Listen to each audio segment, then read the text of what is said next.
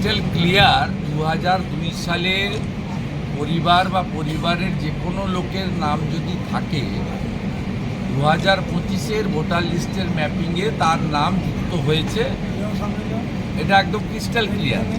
এবারে 2002-এর পরে বাংলাদেশ থেকে যে হিন্দুরা এসেছে তাদের করণীয় কাজ আমরা সবাইকে ক্লিয়ার বলেছি যে 31/12/2024 পর্যন্ত যে হিন্দুরা ধর্মীয় উৎপীড়নের কারণে শরণার্থী হিসেবে পশ্চিমবঙ্গে বা ভারতে এসেছেন তারা দয়া করে সিএএতে অ্যাপ্লিকেশান করুন।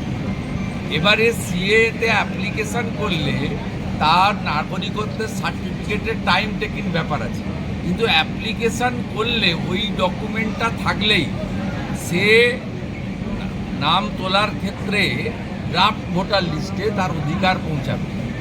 বাকিটা ভারত সরকার এবং ইলেকশন কমিশন দেখবে। কিন্তু আপনাদের কাছে খুব পরিষ্কার বলি, 2002 সাল পর্যন্ত যারা এসেছেন ভোটার তালিকায় নাম তুলেছেন তাদের নাম 2025-এর ম্যাপিংয়ে থাকবে।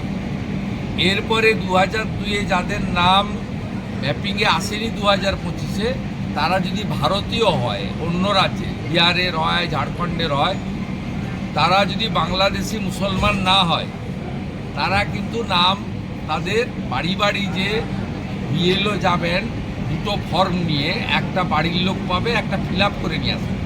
আমাদের কাছে আমাদের একটাই আবেদন, বাংলাদেশ থেকে আসা ধর্মীয় উৎপীড়নের কারণে হিন্দু তারা অনুপ্রবেশকারী নন, তারা শরণার্থী।